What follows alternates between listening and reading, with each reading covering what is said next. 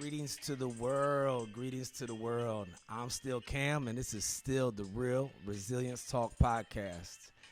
We're talking to you live and direct. Well, not live for you because you're probably listening to it on demand, but we're talking to you from Japan. And I'm here today with an amazing guest, an individual I really admire, look up to, and have learned a lot from in these last few months of knowing him. But it's not the quantity of time, it's the quality of time you know somebody. So a resilient guy, he's got it yesterday, and he's crushing it as we speak today. So we're going to get into his background, what keeps him guided, what keeps him resilient, and then just anything else we want to talk about. I just want to say up front that although sometimes we talk to service members on here, we do not speak on behalf of the DOD or any official organization. We are just human beings that might happen to be veterans or might happen to be active duty or might happen to have some affiliation, but we are not speaking on behalf of anyone else other than ourselves as human beings, our very first names, and that's all we're going to go by. Does that sound good? So let's go ahead and get into it. Real Resilience Talk, I think this is episode 11. I think we're in the double digits now. So today we have the one, the only, Kid God. How's it going? How's it going? How's it going? What's happening, man? So I always start off with any kind of the guests that's on here. I turn off this Monchichi Rex song, which is so good, called Second Winds, if anybody wants to listen to it, but it's the shit. But it's our theme song. But Okay. I always say out front, resilience to me is enduring and keep moving forward. I'll spare everybody, but the Sylvester Stallone line where he's talking to his kid out in the street in the movie, and he says, you just keep moving forward, right? Ain't about all you hit, it's about all you can get hit and keep moving forward. And that, to me, is resilience, to where we can get hit but not be impaired to the point where we can't move forward anymore. So that's me. That's from Cam, and everyone's already heard 11 episodes of my definition. What say you, Kid God? Wow. I mean, it's such a all-encompassing word, resilience. I feel like, honestly, in anything you do, not just the potential jobs you and I might or might not have offer on the record. I think resilience is just, like you said, it's the ability to endure. If you want to get even more specific, it's just, I think, resiliency has so much to do with day-to-day, with mental fortitude, physical fortitude. What are humans if not resilient, ever since the beginning of time? Yeah, they say, we literally, I'm doing air quotes right now, we get to be here because of, you look at the history of humans or any species that's on this planet, kind of survivors to be able to get here. Like our ancestors, no matter what your background is on the external, had to survive and thrive and be able to get us here today to which we have the life we have now. Because they definitely had to have some resilience to make it through the times that they were in, whatever time that was. I wanted to ask you, man, because I know you're younger than me, but you're Not by much. Not by much, but you're also very wise ahead of your years. How old are you? 30, Okay. almost. So we got 30, almost. He's 29 going on 30, folks. I'm getting used to saying 30, just because. like a 8-year-old. I'm going on 9. Oh, for real, kid. I couldn't fucking count. No, but this generation, this younger generation, I feel like gets a prejudice placed upon them. Oh, yeah. And I went last week down to Okinawa, and I was in a suicide prevention symposium, and it was just enlightening. And I just got to tell everybody out there, man, we're not where we need to be yet, but we're getting there. And there's some great people in place at the higher levels that we can't always see that are really good humans that are trying. So just keep faith and keep trying to do what you can. But what say you, man, about when we think, like the ones we lead, the ones we work with every day, the bulk of the military is young. So yeah. I think they said by 2025, all of Gen Z will be the bulk of the whole military. All the boomers will have done weeded out. Crazy. There'll be some Gen X's in high positions and millennials in high positions. But I don't think it's always good to just place a prejudice on any group of people. No, absolutely not. No. Say they're weak. It's crazy because I heard a funny term. I watch YouTube every day. Right. I don't watch TV. I just watch YouTube. A lot of people I follow on there. But I heard the term terminally online. Terminally online. Meaning a person spends more hours in the day online than they do physically out in the real world doing things. Wow. I think this generation is 100% terminally online. You got TikTok, YouTube. Right. Anywhere you can think of, most of what Gen Z seems to do is online. Yeah. It's all about putting your presence out there. That's how people make money, start businesses. Seems like the new wave, if you want to work independently, is start a YouTube channel, start a podcast. Well, look at us right here, right? Yeah, exactly. We're Same not trying to thing. monetize this. This is just to get the word out for people. But Yeah, no, you're 100% right. And one of the things they said, they had a chaplain giving a presentation to kind of understand. Like, we can sit here and, yeah, I think we all live long enough to be the generation who says the next generation's music sucks and get off my grass. So I think I'm there right now, right? But that doesn't mean there's not good things too. But one of the things she said was that I think the recommended dose a day of social media or screen time period is 2 hours, right? That's like the recommended maximum dose. Like caffeine's 400. They say don't go over 400 for the average human. Mm-hmm. They said that Gen Z, and I would argue, I think Gen X and millennials are doing this shit too, but they said they average 8 hours a day. Yeah, of course. 8 hours. That's a whole shift. That's 4 times the amount that is supposedly recommended to not go over. Mm-hmm. And I don't think they're alone in that, but No, absolutely not. and it was crazy. They said they value people being authentic, but yet they're on the on the online all the time. It's true. I mean, if it's like a social currency almost being online. a social current? That sounds like a Black Mirror episode. I mean, it is, especially for younger kids. Like, they don't feel, they don't feel, I can't think of the word, like, accepted if they're not, like, oh, how many followers do you have? Or how many people are watching you, how many people are you influencing? Like, that's another big term, too, nowadays. Influencer, right? Yeah. I mean, it was, like, maybe, I want to say 5 or 6 years ago when I first really, like, understood, like, what is an influencer? I used to watch Logan Paul. I used to watch, they were called the Clout House. It was all these people who were, they were part of what's called the FaZe Clan, which is like just like a group of gamers and influencers and stuff. Right. They were coming together in one house in a mansion, making content every day, YouTube, just every day. Wow. Before Logan Paul went to the suicide forest and, got in trouble, he was making a vlog every single day. Yeah. Like, he had 400 or 500 of them. I mean, talk about a crazy way to live, Yeah, but yeah. he was making bank. Yeah. But I mean, going back to it, like, that's like the new standard for kids now. It's not like I want to get on TV, I want to be famous. It's like I want to get online. I want to be with these people. I want to be better than these people. Right. It's like, I don't know. It's when you think about back in the day. Back in the day. You see, like, CDs, well, 1990s. This is the future. This is Right, flying right. cars. This is this new generation now. This is the beginning of that. Yeah. I mean, this is what we progress. It's like some of us didn't get the brief or sign the roster or get the PowerPoint on how to evolve with it. No, It's absolutely been not. quick, man. It's been quick. But I'm also call me an optimist. I'm not being naive. There's obviously bad in it, and it can cause a lot of problems with people's mental health and stuff like that. But I'd also argue it can do some positive things, Oh, yeah. because if it wasn't for online, I mean, with advertising the open mic, you probably wouldn't have known about it. I would have never seen you come to open mic, and we would never know each other. But then not only that, but Kid God, what is it that you do for healthy outlets? Because that's one thing we talk about on this show, and how we really get to know you, and how does our modern times make that possible without you having to walk around with mixtapes around New York City handing them out, right? Because that's the thing. Yeah. I'm giving too much away, so I'll let you explain. I mean, so I've been rapping for about 13 years now. I started when I was 16. It was a really random thing I started doing one day. A friend of mine and I were sitting at this sub shop I used to work at called Mr. Good Sense. Mr. Good Sense. And we were like, hey, we should start rapping.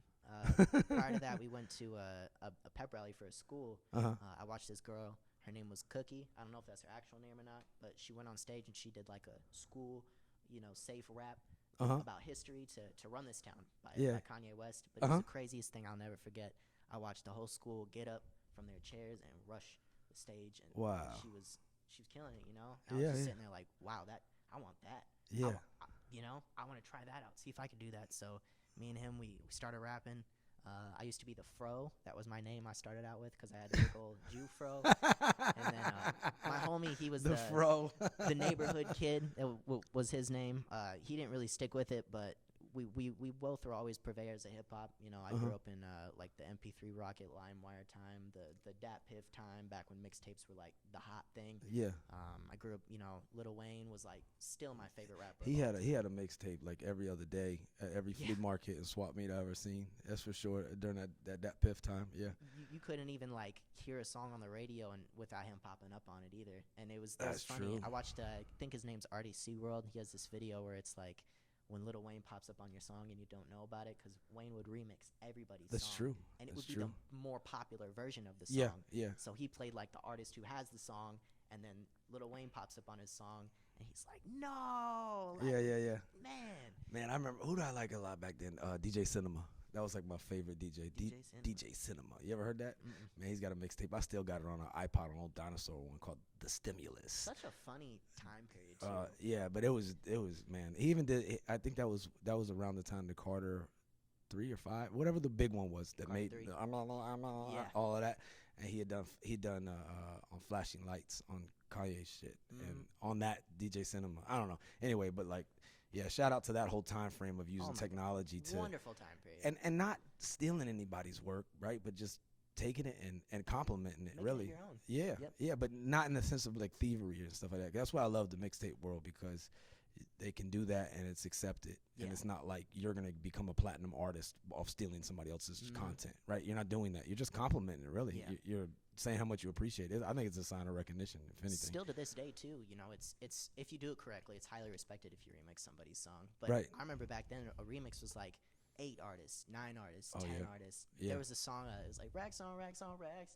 There was a remix to it. Had to have been at least, I want to say like 10 or 15 people on the remix. Right. DJ Khaled would do a remix and 100 people would be on it, you know. It was just like such a crazy time. So cool, though. But that really inspired me to like, I want to do this. The first songs I ever wrote were all remixes. They're just verses. So you just use their beat, their melodies, and then just spit into it. I wasn't good at all when I first started, you know. Right, but right. You get better and better over time. Yeah. I was able to utilize other artists' beats to find my own style. Yeah. And to kind of influence, like, I want to get on this track and I want to absolutely dominate it, you know. Right, I want right. it to be my song now, just like Lil Wayne, pretty much. Yeah, no, you definitely, man. You. I mean, I'm not just saying this because you come here, but you are a talented individual, and talent, also hardworking.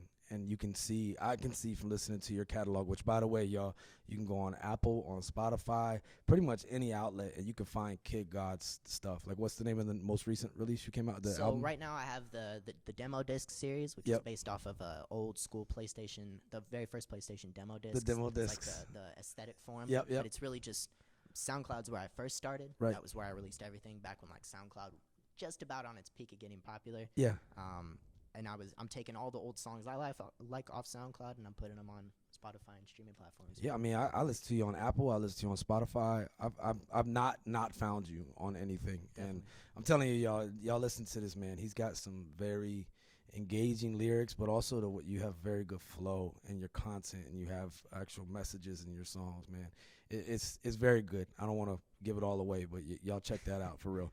But what he also does here in the local area of where we're at in Japan and Iwakuni on mainland is he'll come to our open mic nights and he'll perform live for us. And I had already known you. I met you because you told me about it. But you also performed live. You did like a concert out at it. Shout out DJ Buck, always giving us a safe place to express ourselves. But you did a Saturday night concert at the YOLO, right? Yeah, I did 3 of them. Yeah, man. I went to that one. I went to that one, and I don't know, it was like 3 dudes with their shirts off. It got wild. Funny, that whole night, one of my favorite rappers of all time is XXX Tentacion. Very controversial figure. Yeah. A lot of people don't like him, but I mean, my son loves him. He was murdered back in I think 2017, 2018, and the impact he left on hip hop is still. He is one of the most streamed artists of all time. Still. Yeah. Even more so at times, he's more streamed than Drake. He's more streamed than Bad Bunny. More streamed than NBA YoungBoy. Like, this is somebody that isn't alive anymore. You talk about an impact. Like, talk about resiliency. How crazy, you know, you die and your message and spirit lives on in the afterlife. You still alive. That's crazy. No, it is. Yeah, we talk about that. Yeah, that's for sure. He always performed impact with his shirt off, though, so I was like, I'm going to do this. I gotta perform you my know, Bert shirt Kreischer does that in comedy, too. Yeah, So I'm going to start doing that, y'all. Heck yeah. Show people you're serious. Take your shirt off. Take your shirt off like old Bert. That's good shit. No, I mean that's one thing we constantly talk about on here, and one thing that keeps me. I was talking to you before we started recording about opportunity that had come up.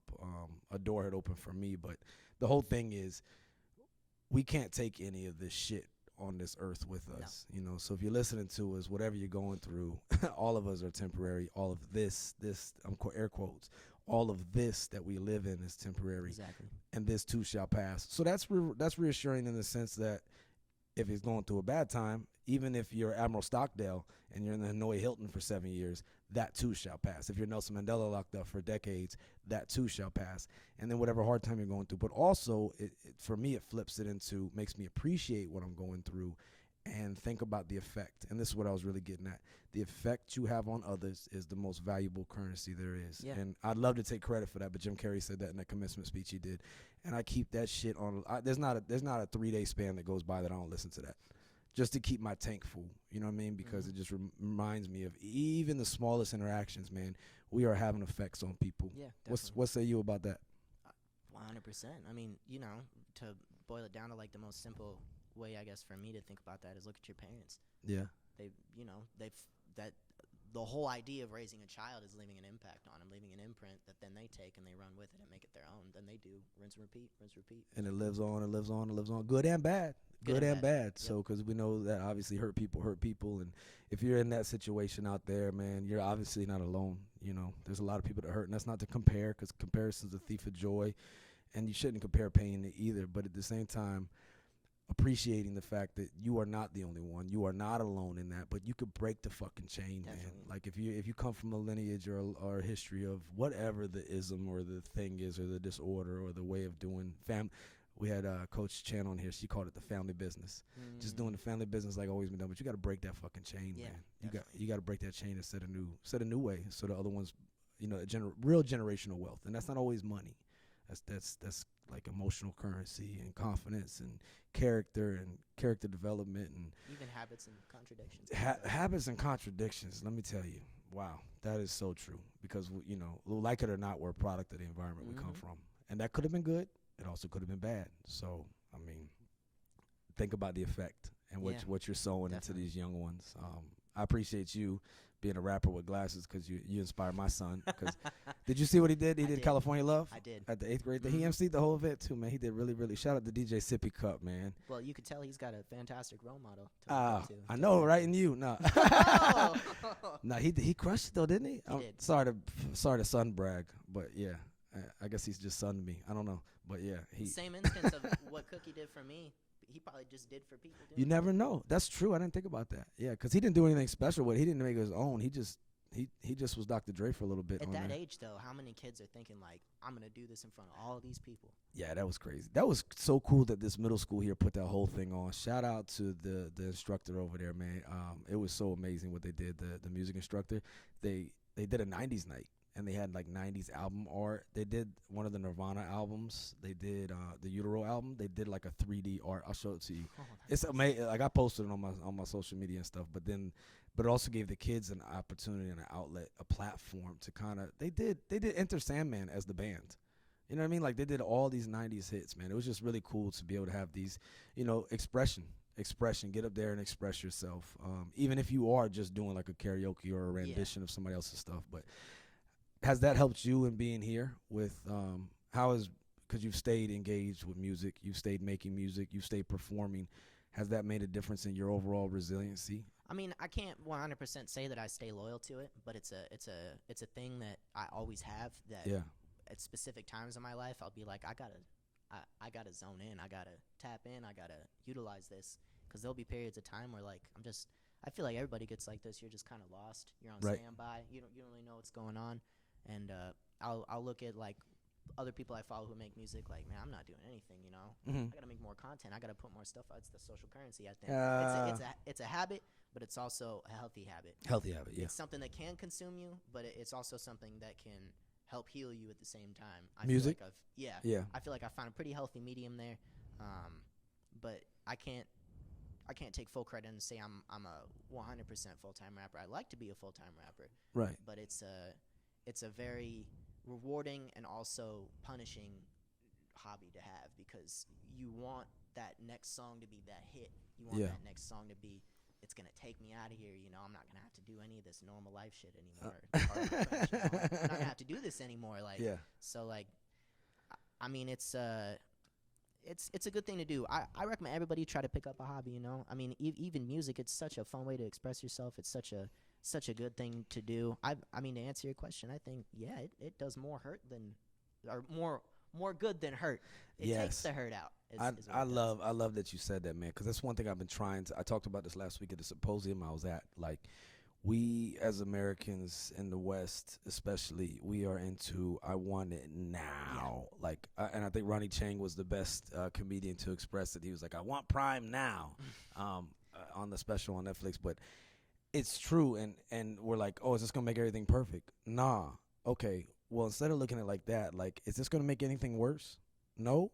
Okay, fuck it, I'll try it, right? And that's where I'm trying to. That's what's really helped me in recent years. Whether it's been what we're doing right now, or doing the open mics and trying to do the stand up, or just writing poetry, various things, man. It doesn't always have to just be an artistic thing. Exercise, but it's not just exercise. It's like exercise. I go to therapy. I'm on medication. I make sure I check my sleep. I make sure I'm hydrated. I make sure I'm feeding my mind and body good things. That's another thing we fuck up a lot on. Is feeding our mind horse shit and bad influences, and then being like, why am I so anxious? Well, you've been watching like true crime documentaries, like, you know what I'm saying? So that can be a thing. What's coming in, but all of that combined can kind of be like a wellness omelet, for lack of a better expression, to where, you know, maybe today it wasn't just the medicine, maybe tomorrow it's just the exercise that does it, or it's the music, or it's the journaling, or whatever it is. But all of these powers combined, I am Captain Planet. No, not really, but you know what I'm saying? Like, you can get it. You're better off than you weren't. And like you just said, it's more of a help than a hurt. It is 100%. It's saved my life. It really has. Yeah. If I wouldn't have had music, I wouldn't have had any way to express myself, or any way to like dig that pain out of my body and put it in a hole. And you know. What if you didn't do music? What would you do? Because I see your name up on the leaders board for fucking your weight class.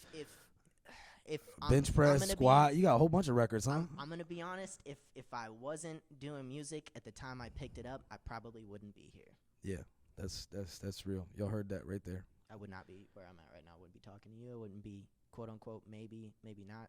Yeah. In our line of work, you know. Yeah. I would probably be in jail right now. Because of music. You hear that, folks? Like music. Like I always feel like music's medicine. I'm not that good at the shit, but I like it a whole lot, right? But just to have music, you ain't got to be the one always performing, but it can save you, man. You got to find these healthy things to put and sow your time and effort into. And it can't be just work, man. Like, it'd be great if our work was that invigorating and fueling, and there are people out there with those certain professions, but even then they still need an escape from that, a healthy escape, not even an escape, but a healthy outlet to put their energy, put their time, put their focus. And I've said it many a times, man, everyone is unique as their fingerprint, and that's kind of the journey of life, is realizing we're all very similar, but we're all so unique. So for someone else out there listening, it might not be music, maybe it might be knitting a blanket, but if you've never been exposed to knitting or music, how the fuck do you know you like it? Exactly. You know what I'm saying? So it's like, have an open mind, try new things, try new experiences. And I've also, the personality tests and stuff like that, like on the 16personalities.com, that shit helped me out and reassured me with some of the outlets. And then I just started sewing into them more, because it was like, this is a good thing for you and your type or whatever. And everybody's different. But I can say the same thing, man, about when it comes to comedy or spoken word or poetry. If I didn't have that, I would most likely be dead, and I wouldn't be here where we are right now. That's why they call them passions too, right? That's right. What is passion if not love? If you don't love yourself, then what are you doing? Yes. Because the greatest. No, sorry. Shout out to Whitney. But there's a prime example, and I've talked about Whitney Houston on here before, about, you know, somebody that's so talented, has so much future, and just amazing. They called her the voice, right? But non-healthy outlets was her demise, and it brought her down. And that's not to judge or cast stones, because that could be me as well, or anybody else. But it's just, no matter how talented or special you are, there's something out there coming to get you. If you don't keep your guard up, and if you can get complacent and get lax, and then you can be susceptible to things that will bring you down. And not in her form, it was obviously drugs and relationships and stuff like that weren't too healthy, but it could be just gossip in your life. Yep. It could be just trying to compare yourself to others all the time, to their perfection that you think is perfect, but you're only seeing the surface. Those things take away from us, and I think it's very vital. It's vital, important that we have healthy outlets to put our time into. And I think over time, that builds resilience in people. Yeah, it just does. You're not going to be made worse off for it. No, it's funny. I have a really good friend out here. His name's Tyler Williams. When I first met him, he used to always say, "My killer's coming, Suchek. It's coming. My killer's killer is coming. It's coming." right around the corner." And I was always like, "What do you mean by that?" But I mean, that's just like you said. I mean, we in this or not in this line of work have to do our absolute best to stay sober so we can maintain our jobs and do the work we need Right. to do. But I think as a human being, it's 100% impossible to be 100% sober. Everybody has a bad habit. It doesn't matter how quote unquote bad the habit is. Mm-hmm. It's like a part of human nature to have a habit that is negative Okay. because it's if I mean, I don't know how even negative a negative habit can be.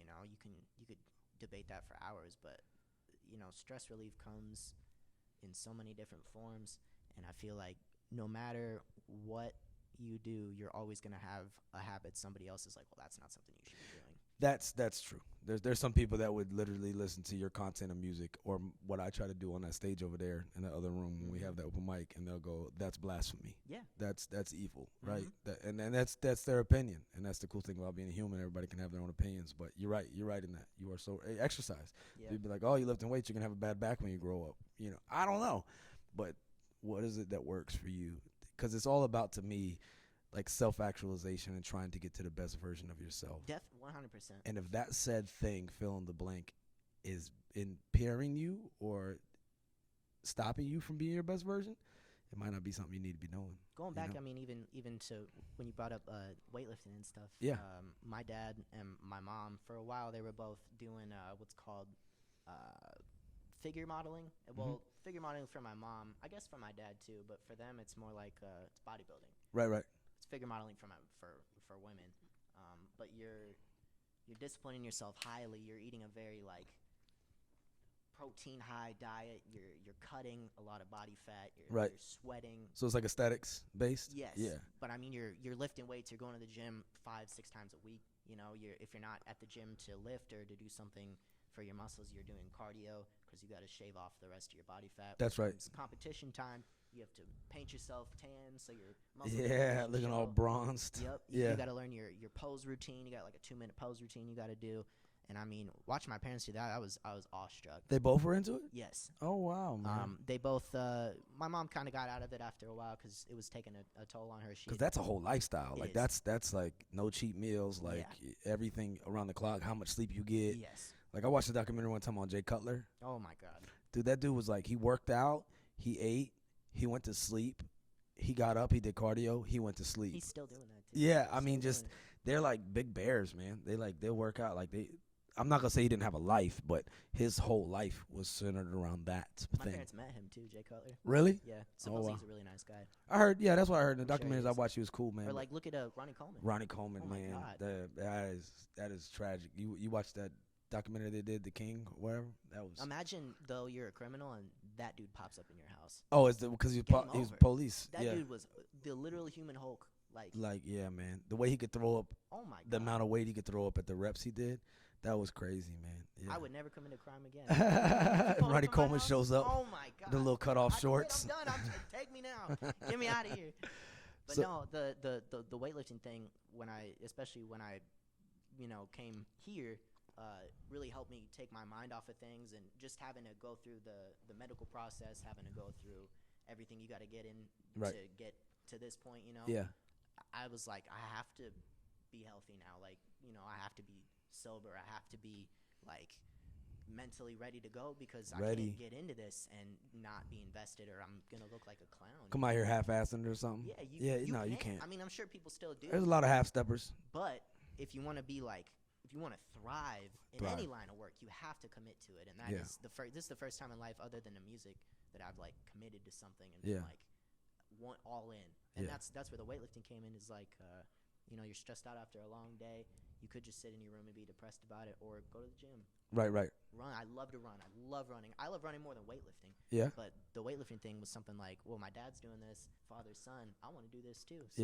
So it's a family thing. Like all of y'all lift weights It together. is. Yeah. That's so cool, man.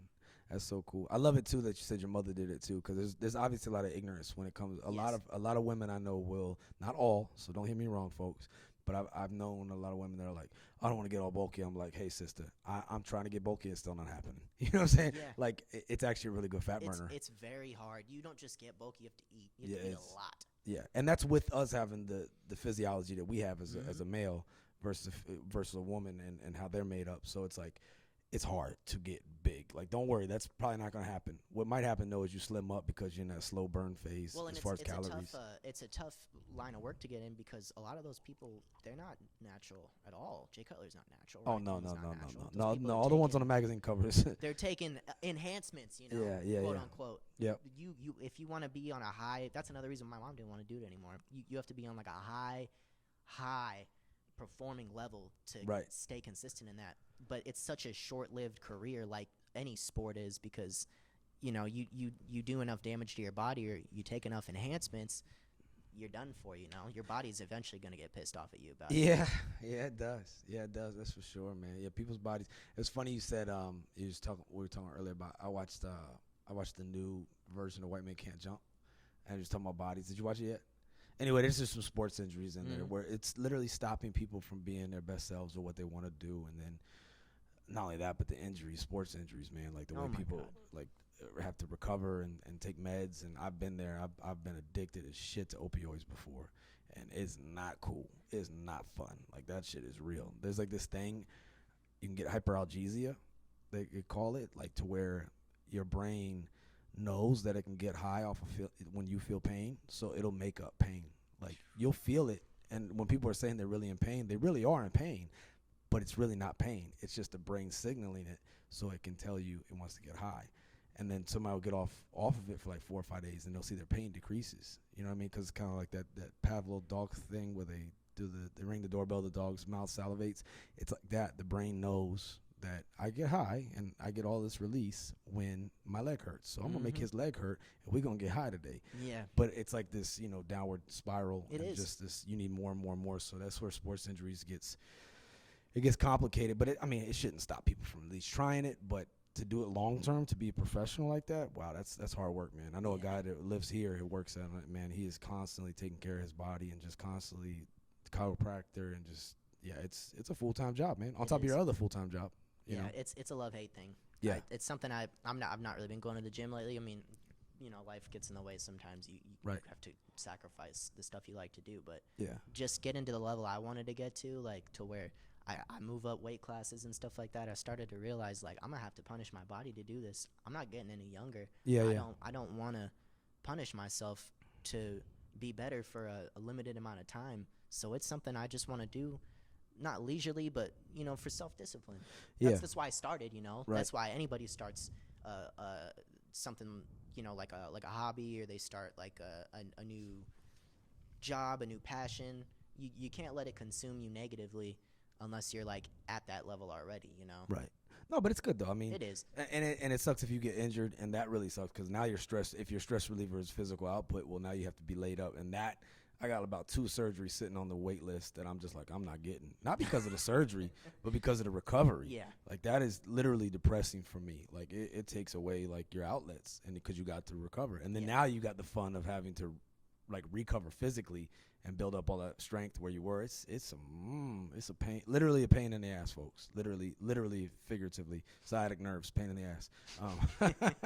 It's real. So if you're out there doing these things, be smart about it. Don't just try to jump into like, I love people's aspirations, but they just jump into like some CrossFit or they jump into these high rep kind of hit things, and they're good. They can be good, but they're chasing like reps instead of form, and you can get ahead of yourself. And I definitely did it myself. I don't pop discs and hips are all jacked up and stuff like that. So be smart about it so that way you can keep it as an outlet. Yes. Because what really sucks is when you get hurt and now it's taken away, or you keep doing it like I've done, like an idiot, and you just keep getting more hurt, and then now it's like this downward spiral where you're fucking angry all the time because you're in chronic pain. It is not fun for nobody.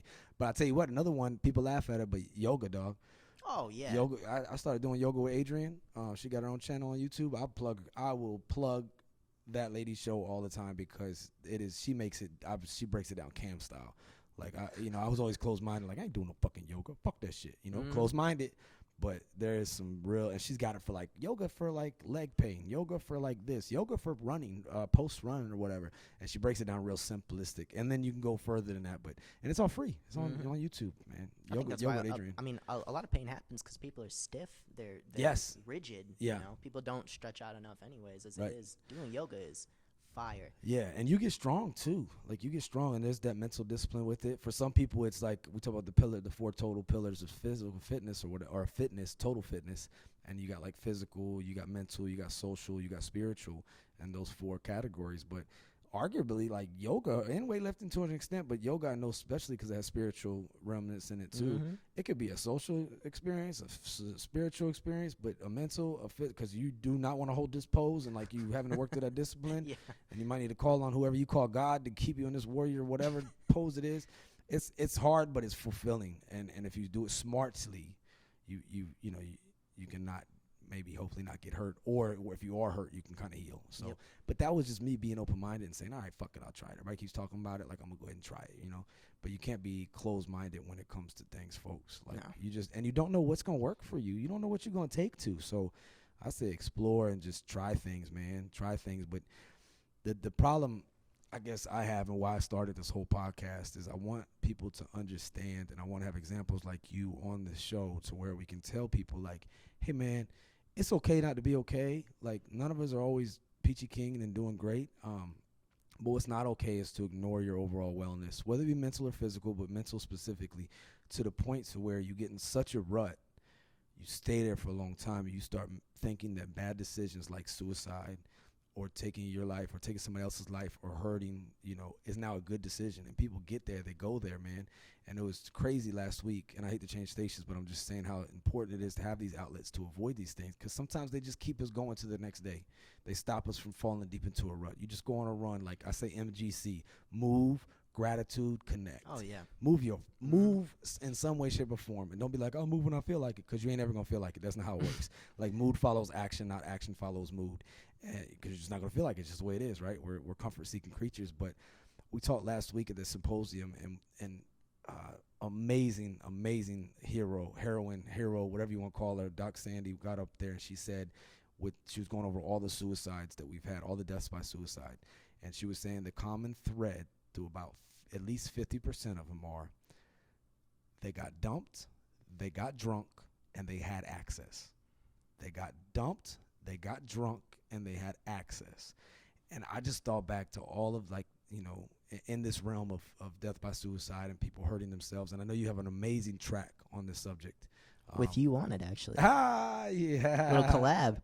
Oh man, but I didn't really say nothing cool because I really just quoted Viktor Frankl, right? Yeah, but how cool is the message you put out every day? That hit me in the chest, man. That was dope. That was really good. I like that leak. I'd be a fool not to do something with you. I mean, you're a very intellectual person, and what you do through all of the aspects of what you do, you 1,000% touch more lives than maybe you even think you do. I appreciate you personally. I appreciate you, bro. It's just, I mean, more people, because with the internet, you got 2 kinds of people. You got, well, this is scary. I don't want to do this. I need to stay quiet. Well, now I'm depressed. Now I don't know what to do. Then you have everybody on the other side of it where they feel the same way, but because they're out there on the internet, more people are reaching out to them. More people are able to talk to them. So where it can be, it's just like any other thing. It could be used for good and for bad, right? Like cars are bad if you drive them into a group of people, but if a car is taking you to the hospital to deliver your baby, it's a good thing, If a weapon is used to defend freedom, it's good, but if it's used to be a terrorist, then it's not, like, et cetera, et cetera, et cetera. Like, what do you say? Don't stay internal. Yeah, go external. Yeah. Right, and that was the thing on the song that you had made was don't go internal. It's not good there. No. Like, obviously we have to look. Some people say, but you always say be mindful and you got to think about things. Yeah, of course you got to journal. You got to try to have some good self-talk. But you go internal and start sulking within yourself.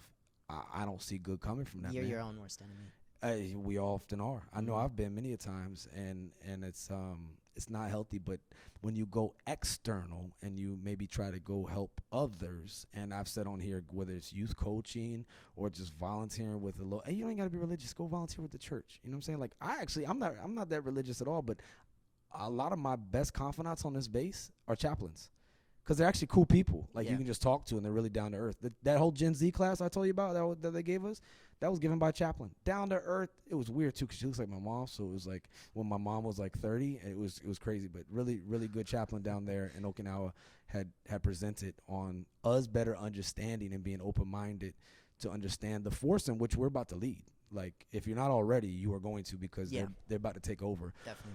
But I think also with that, like, healthy outlets are so imperative. But the thing on the Viktor Frankl was, what is to give light must endure burning. Yep. You know, so when we're going through these struggles, when we're going through these hard times, like, if you want to be a light in this world, sometimes we got to take some burning. Like that, I don't know why that quote hits me so hard, but like, think about a bright light that dude was to the world. 5 concentration camps survived, and somehow he found the way to live on because he lived for others, and he lived to be of service to others. And you know, I'm grateful for him.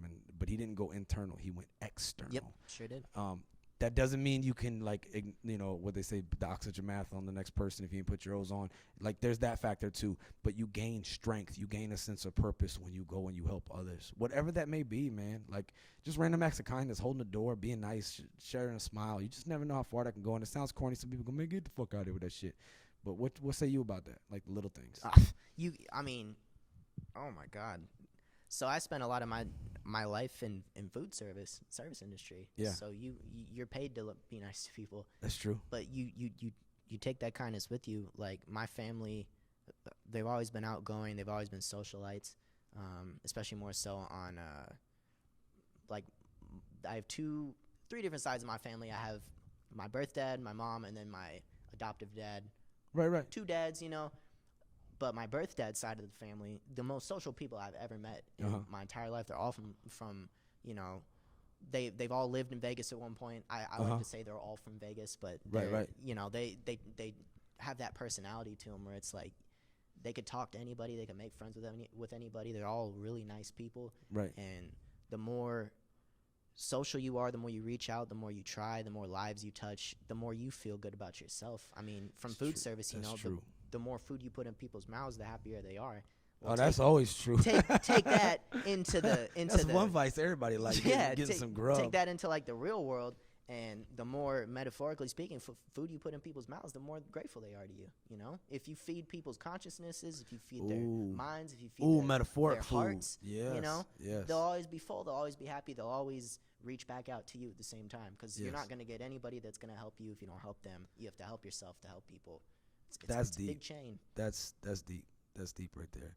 One thing I thought about recently, and we talked about it on another episode, but I came to this like epiphany, or I always think about the moment of clarity, the Jay-Z track on the Black Album. Good song. But thank God for granting me this moment of clarity. But it hit me a few weeks ago. I was doing a podcast with somebody. It just hit me, man. We was talking, and I was like, you know, you look at human history, man, none of us get shit done. Nothing big, monumental, even like the writing of religious scriptures happened alone. No. Like, it involves humans. Like, whether they were motivated by said God or said power that be, and they wrote the text or whatever the thing was, like, humans need humans to get shit done, right?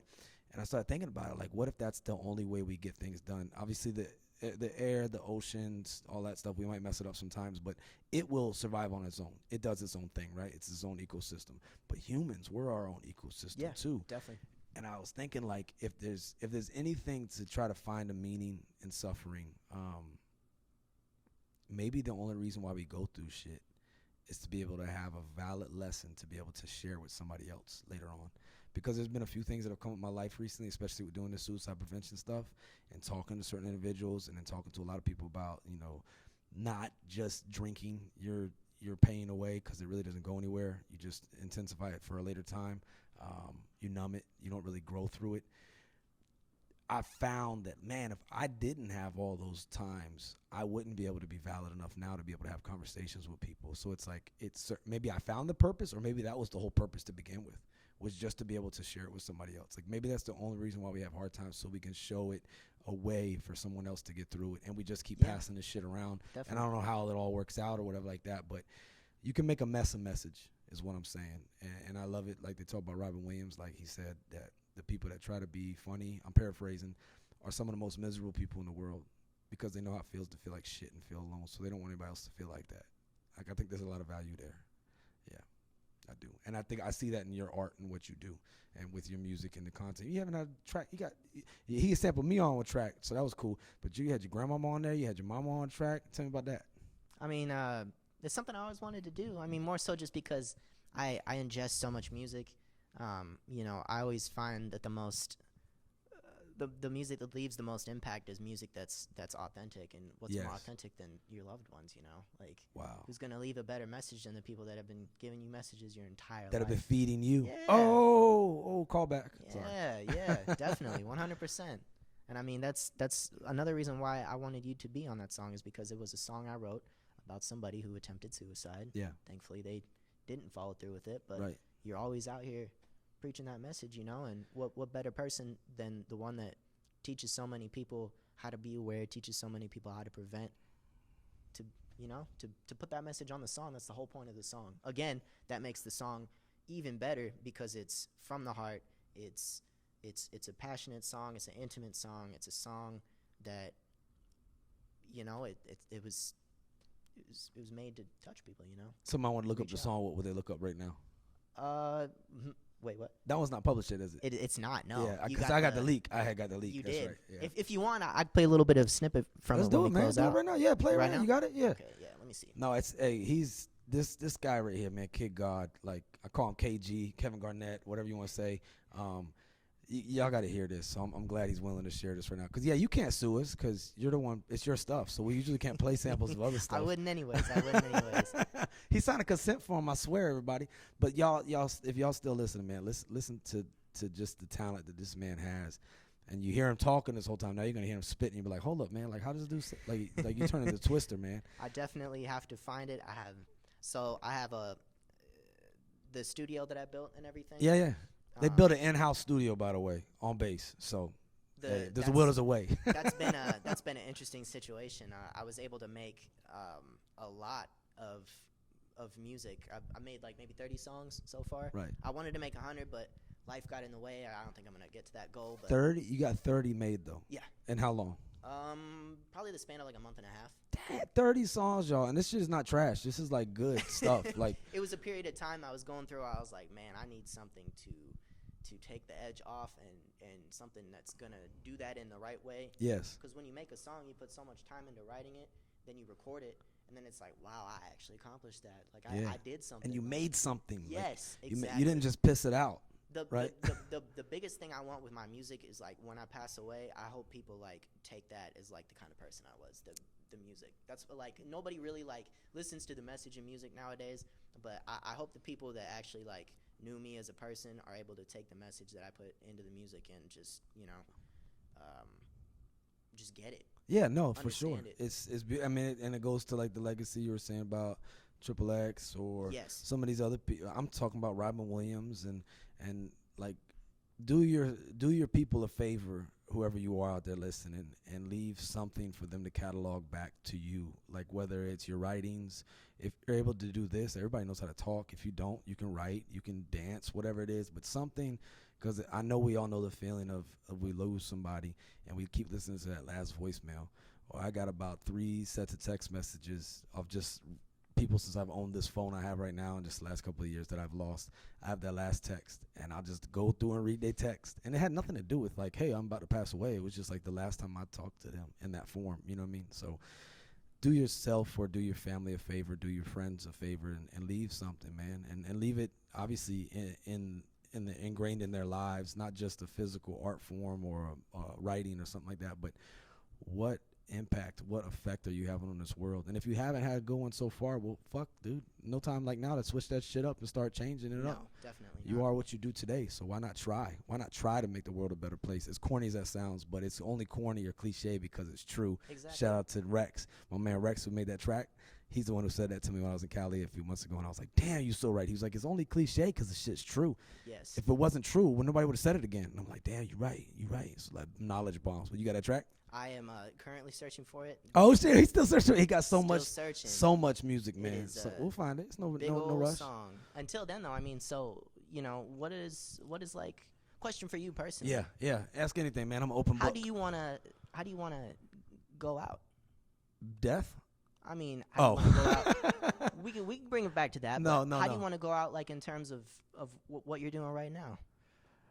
Man, I want to know that with the time, with the space, with the opportunity, similar to what you said earlier, I was a help and not a hurt.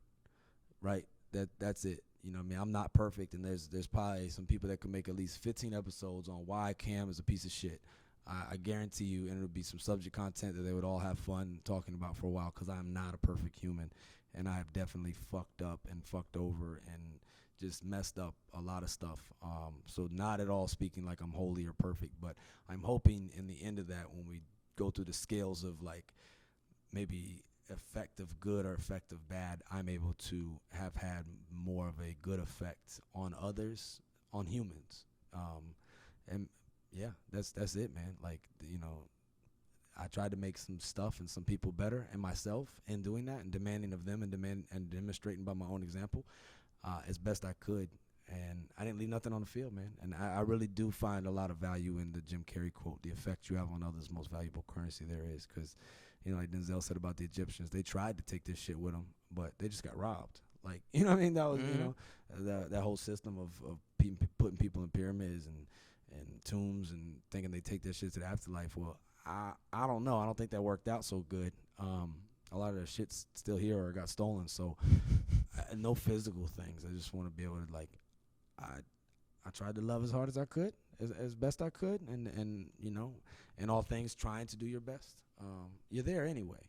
Like, you might as well try to do good. Like, Exactly. it only makes time go by worse when you sit there and dwell and you know, fucking be miserable. I think misery is a choice. There's some shitty circumstances, but I And think misery loves company. that it does. But I think you can find some purpose and service in whomever's out there listening. I don't care if you're a young kid out there searching for something. I mean, join the military, man. I know recruit numbers are down, and you're like, oh, the military's jacked up in this way or that way. Well, go try to fix it. Go try to be the change you want to see. You don't even need to join the Marines or the Navy either. You don't. You know, people give, I don't know why, people give other branches, You know, can join flack, whatever, but there's dude. the National Guard, the Coast Guard, Bro, if you're the Air protecting Force. and supporting and defending something bigger than you, which is our Constitution, I mean, it ain't perfect, but show me something better, man. And I mean, it gives you such a platform to be able to help and do things for other people, not just the war stuff and combat and things like that, but we do a lot of, I think, on a more day-to-day, do a more community service type events. And you just name National Guard and some of the other branches and Coast Guard and stuff that keep our shores safe. Yeah, exactly. There's just so many ways to be able to help others. But I think sometimes, I don't think we should walk around bragging about it all the time. No. But I think if service members, if we all would not be arrogant, so don't hear me wrong, but I think since we're all doing this, Be like, proud. we don't feel special, be proud, but at Mhm. the same time, you can start to feel empty, because it's like, well, I just do this one particular job. Like, well, that's your way of serving today, dog. Like, you making sure that report is filed right is your service today. You making sure the barracks is clean today, that's your service today. Instead of thinking that, like, you have to be on call of duty, which is a very few and far between in between thing. And for most people, if they know combat or have been around it, it's 0 to 100, like, real quick. Like, it's just sitting around waiting on something to happen, and then something happens, and you know, like, And if you go out, you don't respawn back in. yeah. Do So it it's again. it's very that's a very no kill one way of streaks looking or- at it. Like, yeah. yeah, there's no and none of that stuff is fun. No. So I hope we can always be friends. Like, I always think about conflicts. I'm like, why can't we be friends? And I'm saying that as somebody who will support and defend and fight till I die for the cause. But I would much rather be in peace. I Yeah. would much rather be in 100%. peace because there's a lot of less baggage with that. And you know, although a conflict may end or for some people it never ends. It never ends in their heads. And It's crazy too, even more so. I mean, being in the Navy, you see it too, but like, I'm fascinated with the Marines because you get so many, especially the old heads. You get so many old heads that are like, well, at any point in time, shit's gonna start back up again, and when it can. does, y'all are not gonna be ready for But it. you got to be ready. And that's where, like, Exactly. even like we were talking about being physically trained. I mean, but that's like that in life. Like, so I think about what Epictetus said about, he said, what ought we to say as each hardship comes? I was practicing for this. I was training for this. Like, that phone call we don't want, unfortunately, folks, is coming. That diagnosis we don't want for somebody we love or ourselves, it's coming. The killer's coming. The killer is coming. And you have to be ready. That doesn't mean every day sitting there, you know, staked out Yeah. or something like that in a fighting stance. But at the same time, you don't want to be caught off guard or not prepared. So it's like it's better to be a warrior in a garden than a gardener in a war. Those old heads, man, I really admire them because they always say there's a old branch, like my Marines or like my Navy used to be so much more hardcore than it is now. I mean, it is what it is, but like the fact that they served the time that they did, they gave what they did. For sure. Like it's such a cool experience. Yeah, and anybody listening out there who served, man, thank you for your service because Yeah. it paves the way for all of Very us much. today. And you think about like veterans and benefits. Like you watch, I mean, we're about to be on the birthday of America on the 4th of July, but like that movie Born on the 4th of July, and you see like the shit that those veterans had to go through in Vietnam, and half of them didn't even ask to go there, right? So to be a full volunteer force in the times that we're living in with the benefits and the stuff, I mean, we definitely, it could all be better, right? We got that, but we are very compensated. We're pretty well compared to previous generations and what they didn't have and how they were treated when they came back from a conflict. And it's rough, man, and that's why I say I would rather pray for peace and be ready for war than to ever be in a war ever.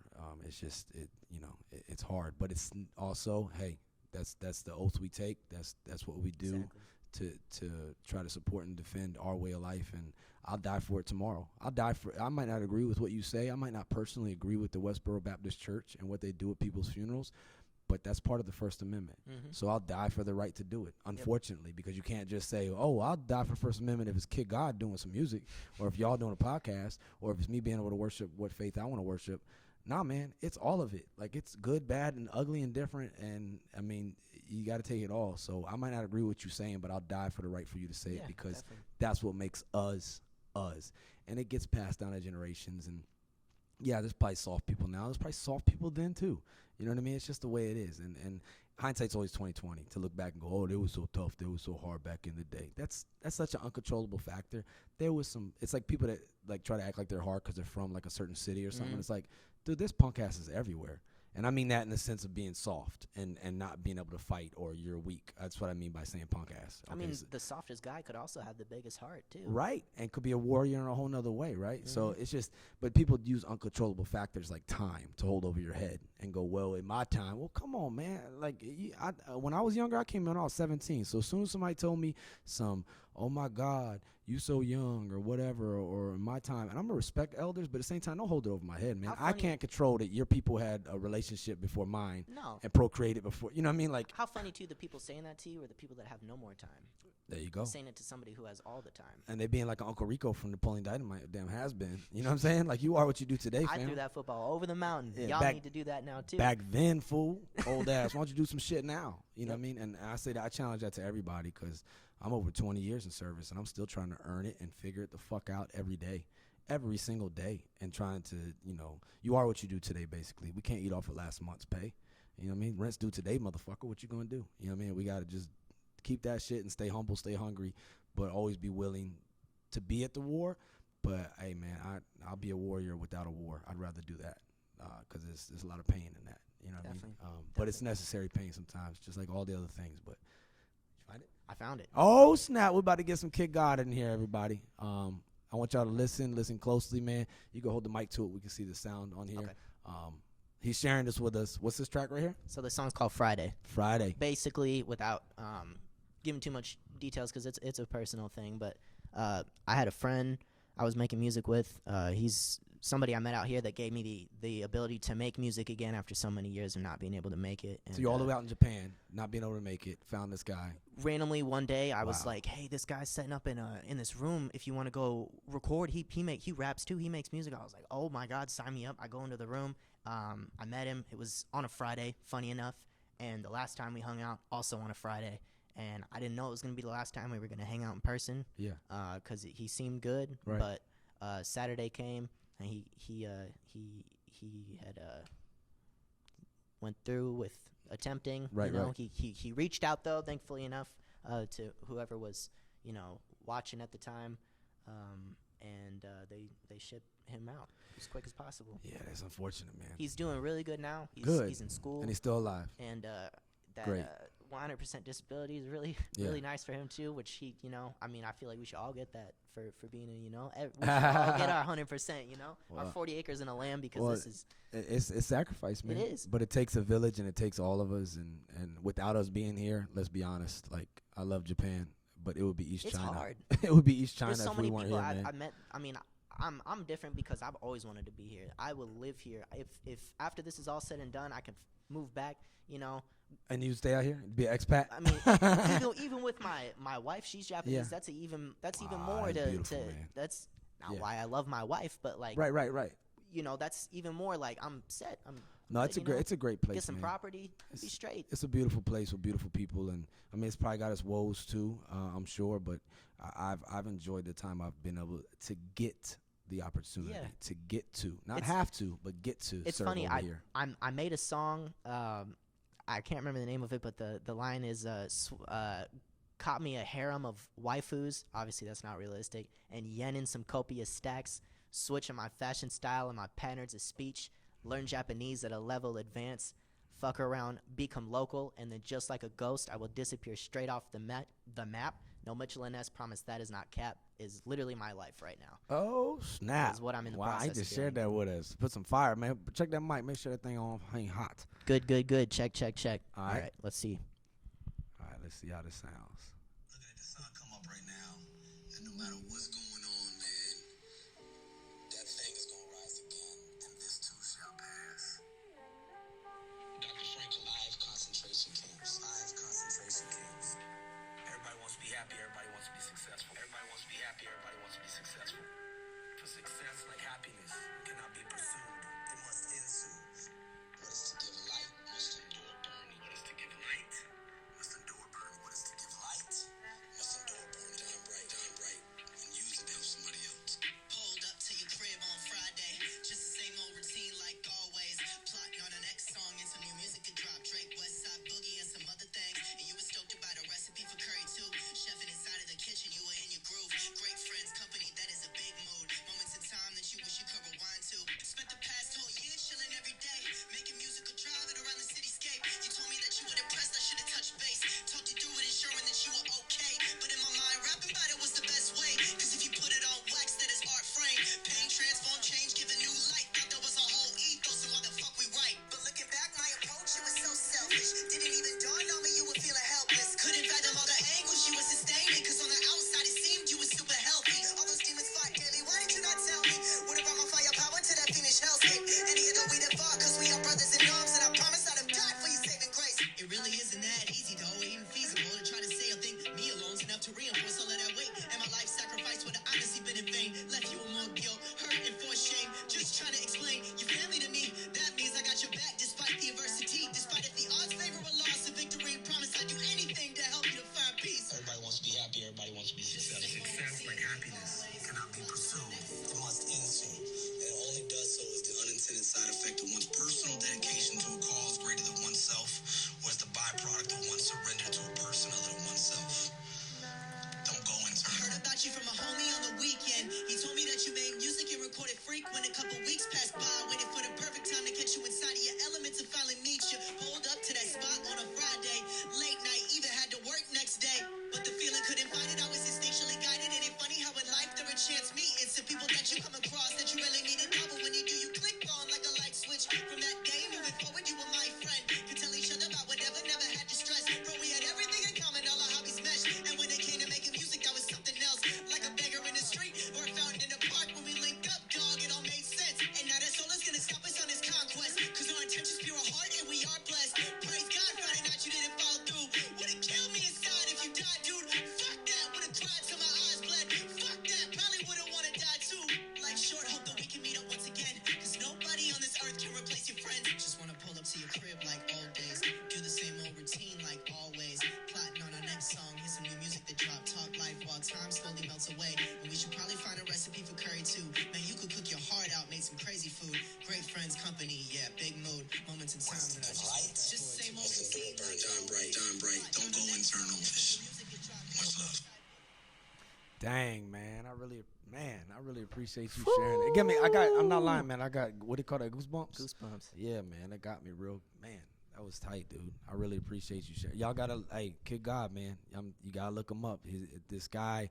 One day we're gonna all be having to pay a lot of money to have conversations with him. So I'm trying to stay in contact so I get a discount to be able to talk to him. But man, that was what I love is how you explain, because I had that one line about be careful what you use to take the edge off. It might lead to you taking your own fucking head off, right? Mm-hmm. And you already talked about how music helps you take the edge off. But on the other side of it, like on the other side of when we have a suicidal ideation or we have an actual attempt or someone has an actual death by suicide, like that person's pain ends. But look at, like, I could hear your frustration.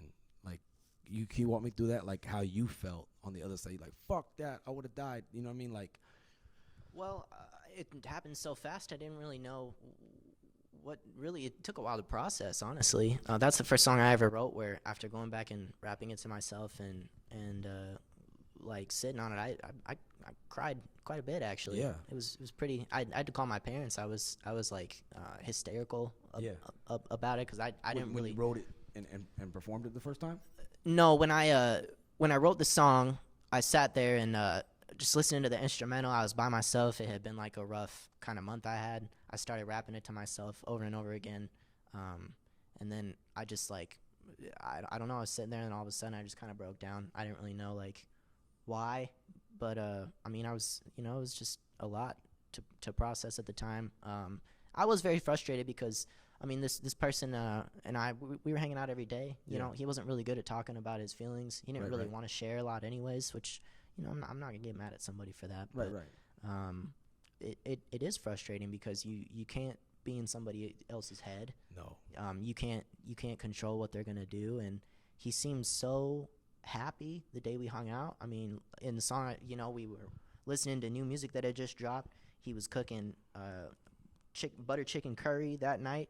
The best curry in Japan I've ever had was made by somebody on base. How funny is that? It was American too. It was amazing. It was so good. Not American. I forgot. I think he's from. I don't want to say the wrong place, but Right. No, it's all good. But yes, basically. But he grew up making it, and yes. So you had some Culturally, authentic- it was fire. It was so good. But I was really upset in the song. Really upset because there's nothing you can do about it when people are ready to go through with something. Yeah. That's it. They've already put time in of like, I can't do it anymore. This is it. It's I don't care. Yeah. Anymore. And I think that's what, if there's one thing to one goal of having these conversations recorded on here, is to try to identify in ourselves and in others and stay ahead of anyone thinking that that's actually a good decision, right? Because I think most humans have thought, how would life be without me around, right? Of course, right? But it's different from saying or thinking that and then actually carrying out an act that leads to you potentially not being around anymore. I would never talk down on somebody who's ever felt like that. Right. But Me neither. one thing about it is you're developing these thoughts by yourself. It's a selfish thing to do. Like, it's not negatively selfish, but so understand the context here, what he's saying, y'all. Yes. It's you within yourself making the decision. Exactly. So it's a self-centered decision. It's an internal battle. Not saying you're selfish as in you don't want to share a piece of candy. No. But it's an internal, and that's the thing about don't go internal, go external. Whether that's seeking the help or being of help to somebody else, like that shit can be rewarding, and we got to take care of ourselves at the same time. But it gives you strength when you reach out. I mean, at the cusp of it all, the sad truth about it is what it leaves is more questions than answers. And it pain. Generational so much pain. That shit adds for generations. I have people in my family that committed suicide 2 generations ago, and in the last generation and the now generation, and it still affects people, man. I understand it, but at the same time, I wish there was more people with those thoughts and in that state of mind could do to find help. But, once you get lost inside of that pit, it's hard. Yeah, it is hard. I've been there. And I'll tell you what doesn't help, and sometimes in our culture in the military, but I think in American culture in general, but especially in the military, like we're like, I'll drink that shit off, right? And anytime I ever made an attempt or got really close to doing something, or to my wife even like hiding weapons in our house because I was so messed up. I was talking stupid. I was saying things, and was when I was really drunk, right? And it's not just when you're drunk. There's also, and I had this like theory for years. I thought this, right? You ever got real fucked up and the next day you just feel guilty? Yeah. Right? And like you'll like check in with people and be like, what the fuck did I do? And they're like, nah, man, you're good. You're straight. You didn't do anything bad. You like just feel ashamed, and you might not have even done anything, right? But you just like want to post. At least me. I mean, I was a heavy drinker, and when I would drink, I would fucking drink. I don't half-ass nothing. If I'm gonna make a podcast, I'm gonna make a fucking podcast. You know what I'm saying? But there's this thing, and the Dr. Sandy, shout out to her last week. It was like an aha moment for me. She literally said it's called hangxiety. So sometimes when people are drunk or intoxicated, they won't do it. But the next day, when you are down and you're feeling those feelings, and let's say you really do have some real shit going on, people commit suicide, and death by suicide occurs a lot of times the day after because all of your system is like rejuvenated. It's just got fucking gutted by a poison the whole night before, right? And it's something like anxiety, but it's hangxiety. So it's like a hangover anxiety that's brought on that is far different. And I felt it, man, to where I wanted to die. Like, I'm sure people were like, you know, like you have that one hangover and you're like, oh, I'm just never going to drink again, right? But there's also like, I don't want to live again. And that some people feel. And I felt that so many times. So it was crazy that an expert, that a doctor actually spoke to it, and you can look it up for yourself. So like, even though tonight, okay, you drink it off, but how are you going to feel tomorrow? And you're not emotionally stable because your shit is just everywhere. And a lot of times people will do it the next day after, or days of drinking. Yeah, there's no edge that is not somewhat of a sharp surface. If your edge that you're taking off harms other people, if you're cutting other people with that edge you're taking off and you have to apologize for it, that's a good moment to just kind of reflect on, well, maybe I'm doing too much to try to relieve my own stress. And maybe this isn't the way to do it. Exactly. Yeah. If it's causing stress, I say that sometimes when I do Oscar, I'll be like, if your stress reliever becomes a stress causer, you might want to check yourself. Yeah, right. definitely. And that could be, you know, weightlifting and doing it too much and it's affecting screaming the in the gym and everybody's like, right. Like, or now you got 3 hernias and you're like, I don't know if this is so much of a stress reliever anymore. No. You know, there's obviously levels to everything, but for some reason substances carry such a heavier likelihood for it to go bad. Mm-hmm. So there's obviously you could collect too much stamps or obviously play too many video games, but video games, I think entertainment in a sense is, social media is a substance nowadays. It is. The way it's wired and engineered to keep us hooked. I still think it's fun. It's a very like, I'm not gonna say, I guess, submissive kind of edge you're taking off because it's you submitting yourself to it. The worst that can come of playing too many video games is you're too tired, or there's noise complaints because you're screaming at your TV because you're mad, you know? Yeah, you lost your whole season's over and mad and you can't get no more cards. And with being online or being on social media too much, you know, the worst that could happen is, well, you get somebody on camera that doesn't want to be on camera, or you're letting it start to, everything has to be a picture. Everything needs a photo. Right, or you can't have interactions with humans. You know, I see that sometimes. If I will say one thing is a thread that we're losing is our ability to have a confrontation and have a conversation. Yeah. And whereas as soon as I talk to you and I say something maybe you don't want to hear, you take it as an attack. It's a podium. Everybody needs to be in the center of the town square venting, and they need everybody to react. That's what it's turned into now. And it can, and but it also, you can also put out some words, put out your song, and it can reach all these people. Hopefully when we put out this can help people. I saw there was a listener in Ukraine. Shout out to you, whoever you are, and everything you're going through. Nothing but good vibes and strength to all of y'all and what y'all are going through. But we had listeners in Singapore and Ukraine. It's crazy. I see the stats from Spotify. So big ups to all of them and everyone out there. But for us to be able to reach you, what are we using? We're using modern technology and social media. So without this, I'd just be like, we might be talking at chow or something, I guess, which is always good, but we can't. How cool of a concept for another show would that be, talking at chow? That'd be something you could film. Just chow conversations. Yeah, man. I've thought about rolling up on duties while they're cool. on duty. Oh, I thought about rolling up on duties. Talk about a candid situation. Bro, because that was some of the weirdest. If anybody who's ever served, when you're on duty, those are, and obviously you're walking your post and you're paying attention to what's going on around you, so don't hear me wrong, but those are some of the most unique conversations that can ever go, and you get to know somebody so well. And how many people who've been put on duty want to be on duty? You know? Right. So you of course get that they're gonna candid have some feedback. yes. Yeah. Actually, my wife right now, we knew each other because we served together, but we actually, like, I guess you could say, fell in love or got got to know each other on the next level, we had to stand a post together in California, and we were on this post 12-hour shifts, and we would just talk while we were doing our job and checking IDs and everything. But we just talk, and we just got to know each other. And 3 kids later, and almost 20 years of her settling for less, we're still here. You know what I'm saying? But you never know, right? You never know what might come as far as a good thing. Like that thing I told you last week, that was life-changing. I did not want to go down there for that event. I was asked to go to that, and there could be a potential change on the horizon to maybe help others or impact things. So you just never know, man. So I say you never know if that duty might be the thing you need. Or maybe you're placed on duty to be able to help that other person. I don't know, but it definitely feels better to embrace it with a sense of purpose and a sense of meaning rather than to complain about it and just be a little bitch. Everything happens for a reason. And by bitch, I'm going to go ahead and take Anthony Kiedis' definition. I mean that in no gender nor animal-related way. Yeah. So nobody take out of context. He said that on Rogan, man. I was dying because I was like, damn, that's so fucking true.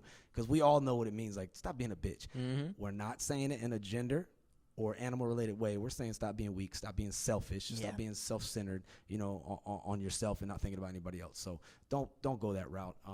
And I don't think anybody is that word because of an attempt or because of going through depression or things. These things are real, but you are better with the help of others. It's an earned word.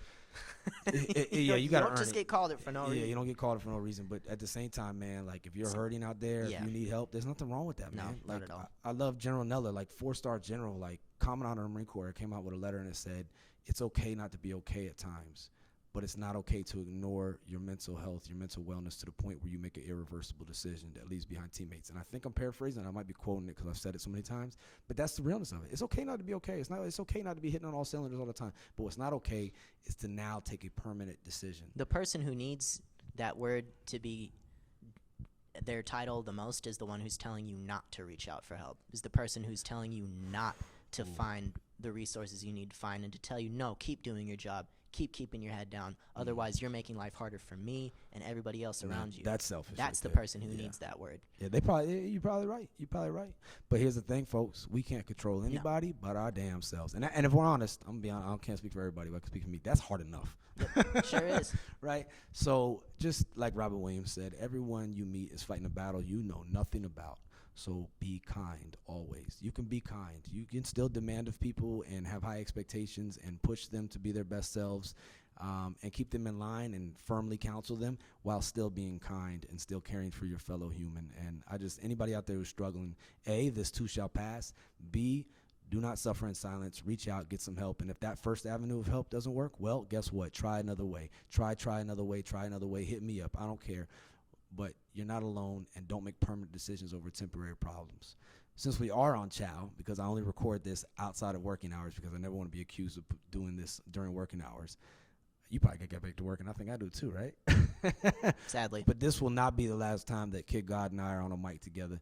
You going to be at the open mic this week? Yes. Yeah, this Wednesday. I'll publish this today, so this Wednesday, if anybody in the listening area wants to come to Iwakuni, YOLO, shout out DJ Buck and the whole crew over there. All of the servers, like all of them did karaoke not even karaoke. They came, they did Alicia Keys. They came, these ladies are talented.